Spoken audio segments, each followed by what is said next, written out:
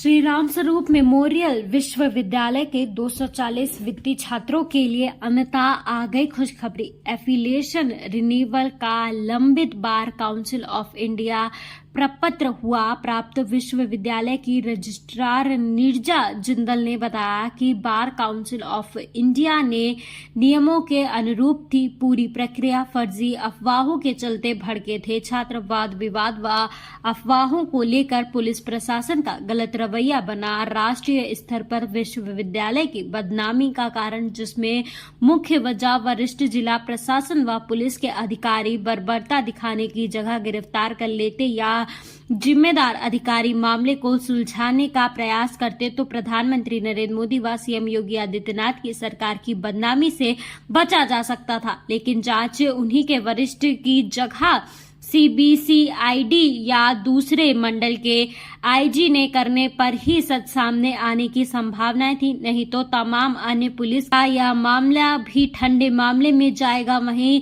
अखिल विद्यार्थी परिषद के छात्रों में 2 कोमा में हैं व 2 अन्य बुरी तरह से जख्मी हालत में लखनऊ में भर्ती हैं, जिसको न्याय आईजी अयोध्या की जांच में योगी सरकार में भी मिल पाएगी कि नहीं, यह बड़ा सवाल लोगों के जहन में है, जिसमें अब एसआरएमयू भी अपने आप को सही साबित कर चुका है, जिसमें पूरी दोष रिन्यूअल प्रक्रिया का ही समक्ष है। तो बर्बरता या दंड क्या निलंबन तक रहता है या जिला प्रशासन अपनी जिम्मेदारी के प्रति गंभीर होता है, ये सब 2027 विधानसभा चुनाव में भाजपा का भविष्य तय करेगा। जो है श्री राम स्वरूप मेमोरियल कॉलेज जो बाराबंकी के माती क्षेत्र में स्थित है, vice chancellor Neerja Jindal registrar जो है नीरजा जिंदल जी मौजूद हैं। बाराबंकी में जो घटना बड़ी हुई थी जिसको लेकर बवाल टाइप का हो गया था, तो मैडम उस समय खाली 20-25 जैसा लोग बता रहे थे, 20-25 एबीवी के कार्यकर्ता यहाँ मौजूद थे। लाठीचार्ज करने की कोई वजह नहीं थी जी। और जो बवाल जो हुआ उसमें एक बात सामने जो जब तमाम पोर्टल में चली बात कि आपके यहाँ एफिलिएशन नहीं था, आपने सबके फॉर्म भरवा लिए, लोगों की ज़िंदगी खराब हो गई, तो क्या आपके यहाँ एफिलिएशन था कि नहीं था? सर, हमारे as per bar council of India ji, as per bar council of India rules and regulations at page number 9 section article point number 14 और उसके बाद पेज नंबर 14 पे जब हम जाते हैं वहाँ पर पॉइंट 25 एंड पॉइंट 27, अगर आपका एक बार अप्रूवल हो चुका है और रिन्यू के लिए सारे डॉक्यूमेंट सबमिटेड हैं, फीस सबमिटेड है, तब कोई भी लॉ इंस्टीट्यूट एडमिशन लेने के लिए एलिजिबल है, जब तक बार काउंसिल उनके अप्रूवल का रिवोकेशन का लेटर राइटिंग में नहीं भेजता है। इसका मतलब आपका रिवोकेशन का लेटर नहीं आया था? कुछ भी नहीं आया। और उसमें अच्छा, भी लेकिन उसमें भी एक पॉइंट है जो लिखा हुआ है उसमें कि जिस दिन वो लेटर आएगा उसके बाद उसके अगले एकेडमिक ईयर, मतलब अगर आज की तारीख में भी हमें ऐसा कोई लेटर आता है तो आज तक जितने बच्चों ने एडमिशन लिया है they all are eligible as per the bar council rules and regulations. जो भी होगा वो 2026-27 के बैच के लिए होगा। अच्छा मैडम, आपके अंदर तो कोई विवाद हुआ नहीं जी। आपके यहाँ जो भी लड़कों ने आपत्ति की, आपने उनसे बात की जी किया, लेकिन ये बवाल क्यों हुआ? यही तो हम पूछना चाहते हैं सबसे कि आखिर ऐसी क्या वजह थी कि जिसकी वजह से ये बवाल हुआ। जैसा जानकारी में आया है कि जब वो लोग यहाँ पे आए मैडम आपसे बात करने के लिए, उन्होंने वहाँ से भेजा कि हम लोग बात करना चाहते हैं, तो आपके जो मीडिया के जो थे यहाँ पे उन्होंने उनको बुलाया भी आपसे, आपने उनसे सबसे वाइस चांसलर सर ने, मैंने, हमारे जो सीनियर पदाधिकारी हैं, हम सभी ने उनसे बात करने की कोशिश की, लेकिन वहाँ वो डिफरेंट तरीके के क्वेश्चंस लेकर बात कर रहे थे, कुछ भी सुनने के लिए तैयार नहीं थे। तो वाइस चांसलर सर ने उनसे कहा कि ऐसा कीजिए, आप लोग गेट पे न खड़े होकर अंदर आइए, हम अंदर आपसे बात करेंगे। लेकिन वहाँ पर भी वो हो हल्ला करते रहे, शोर मचाते रहे, कोई भी कुछ नहीं सुना। ये घटना कितने बजे की मैडम? ये लगभग 11:30 बजे है। आपकी छुट्टी कितने बजे होती है? उसके बाद ये जब हुआ, उसको मैं आपको क्रम वाइज, तो वो यहाँ से जब ये सब हुआ उन्हें अंदर बुलाया गया, 1-1.5 घंटे वो अंदर रहे, हो हल्ला होता रहा, लेकिन उसके बाद वो लोग शोर मचाते हुए मेन गेट पे चले गए 3-3:30 बजे के लगभग। 3:30 बजे उन्होंने वहाँ गेट बंद कर दिया। छुट्टी हमारी फर्स्ट शिफ्ट की 4 बजे होती। मैडम कितने आपके यहाँ बच्चे हैं एलएलबी के? एलएलबी का हमारा इंटेक 240 का है, लगभग 800 बच्चे इस समय फर्स्ट ईयर से फाइनल ईयर तक में लॉ में बच्चे हैं। बच्चे हैं, तो बोला उनकी ज़िंदगी बर्बाद होने का कोई चांस नहीं था? सर, कोई मतलब ही नहीं है, सबका भविष्य पूर्णतया सुरक्षित है। जैसा उसमें बता रहे थे कि मैं वहाँ जाऊँगा तो मुझको वहाँ पे कहीं काम, नहीं है, every student can go for the registration at BCI। अंदर पे बवाल हुआ नहीं। आप क्या छुट्टी स्कूल कितने बजे होती है? 4 बजे होती है फर्स्ट अच्छा, 4 बजे वो जो बवाल बाहर लाठीचार्ज हुआ, उसमें जैसा लोग बता रहे हैं, बाहर के गेट पे मैंने बात की कि बाहर यहाँ लोकल के जो बच्चे पढ़ते हैं आपके यहाँ, वो बाहर जाना चाह रहे थे, तो उनसे कुछ विवाद हुआ इनका। जी, हम उनके अभिभावक उन्हें लेने आए थे और उन्होंने उनसे रिक्वेस्ट की थी कि गेट खोल दिया जाए, और वो गेट नहीं खुला तो उसमें आपस में थोड़ी तनातनी हुई और उनमें हाथापाई शुरू हुई। उसको रोकने के लिए पुलिस को बल प्रयोग करना पड़ा।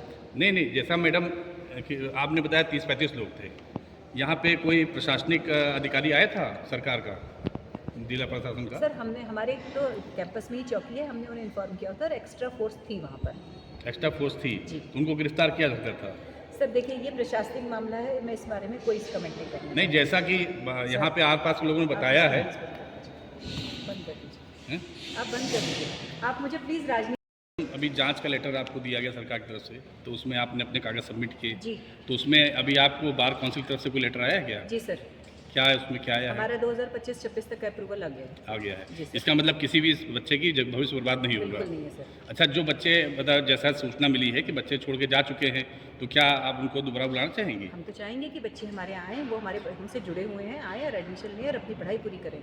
हम उनके भविष्य के लिए पूर्णतः उनका भविष्य सुरक्षित अच्छा, है, एक उसके लिए एलिगेशन प्रतिबद्ध है। मैडम, एक एलिगेशन जो आपके ऊपर और लगा था, वो एलिगेशन ये था कि वो ये कह रहे थे कि उनको किसी को आपने जो है नोटिस इशू की, उनके पेरेंट्स को नोटिस इशू की है, जिसको लेकर के वो परेशान है कि उनका भविष्य बर्बाद करना चाहता है कॉलेज। तो मैडम, इस पर आप क्या कहना है? मेरा ये कहना है कि जो आप कह रहे हैं वो पहले तो मिथ्या आरोप है। दूसरी बात, अगर कुछ है तो मुझे ला के दिखाइए ना, मैं उसमें चेक तो करूं कि वो सही है या नहीं है। देखिए, सोशल मीडिया का ज़माना है, कौन सा लेटर कौन कहाँ फोर्ज करके किसको भेज देता है हमें नहीं मालूम। वो हमारे पास लेकर आए, हम उसकी सत्यता की जांच करेंगे और तब उस पर बात करेंगे। इस तरीके से किसी भी प्रश्न का आपके उत्तर देना मुझे भी समझ में नहीं आता, क्योंकि मेरे सामने कोई तथ्य है नहीं ऐसे। मैडम, वो लेटर दिखा, मैं दे सकता हूँ जिसमें जो है अभी आप एप्लीकेशन आया है? हाईलाइटर दीजिए, मैं आपको जिसपे ईयर दिखा देती हूँ कि कौन से ईयर का है।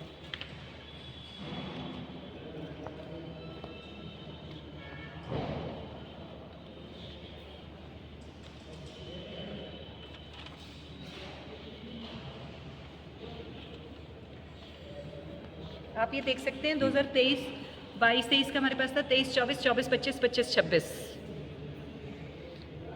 इसका मतलब है कि लेटर आने का मतलब ये मैडम है कि 240 बच्चे जो आपके यहाँ पढ़ रहे थे, जी। अब उनका भविष्य पूरी तरह सुरक्षित है? सर, पहले भी सुरक्षित था, एक मिनट, हाँ बस ऐसे। पहले भी सुरक्षित था, कहीं कोई कंफ्यूजन था ही नहीं। ये कुछ आई डोंट नो किसने बच्चों में एक भ्रामक की स्थिति पैदा की थी। अच्छा मैडम, जो आपके नाम को लेकर के अब राजनीति लोग कर रहे हैं, जैसा अभी जानकारी में आया, कुछ पॉलिटिकल पार्टीज़ जो है आपके खिलाफ में आज उन्होंने डीएम को दिया है, एप्लीकेशन दिया है, तो उनके लिए कुछ आपको कहना है? पॉलिटिकल मैं कोई कमेंट नहीं करना चाहूँगी। नहीं, भविष्य उन्होंने ये आरोप लगाया आपके कि बच्चों का भविष्य खराब हो रहा है, सर, आपका क्या कहना है बच्चों के भविष्य के लिए? देखिए, बच्चों के भविष्य के लिए, जैसा मैंने पहले भी कहा, हम उनके भविष्य के लिए अपनी तरफ से पूर्णतः कटिबद्ध है कि उनके भविष्य में कोई परेशानी नहीं है, कहीं कोई किसी को परेशानी नहीं होगी। हम उसी के लिए काम कर रहे हैं और ये हमारी मेहनत का, हमारे काम का ही, हमारी टीम का नतीजा है कि लेटर आज मैं आपको दिखा रही हूँ। तो कब से आप सोच रहे हैं कि जो है दूसरा मतलब जब बच्चे यहाँ आए काम शुरू हो इसका? सर, हमारे यहाँ काम चल रहा है, जो बच्चे रेगुलर एडमिशन ले चुके हैं उनकी रेगुलर क्लासेस चल रही हैं अभी भी। ये मतलब हम लोग, आप जो प्रश्न पूछ रहे हैं ना, मेरे लिए सच में कि ये शॉकिंग सिचुएशन है कि कुछ लोगों के कुछ मिथ्या तत्व बातों को भ्रामक रूप से फैलाया जा रहा है और हमारी श्री राम स्वरूप विश्वविद्यालय का नाम खराब किया जा रहा है। अज्ञात लोगों के अगेंस्ट तो हमें इसके लिए सही में एक पुलिस कंप्लेंट कर देनी चाहिए कि मानहानि का दावा कर देना चाहिए अज्ञात लोगों के लिए। पहले ही बोला कि आप कुछ लोग आए थे, जी। चलिए मैडम, बहुत बहुत धन्यवाद।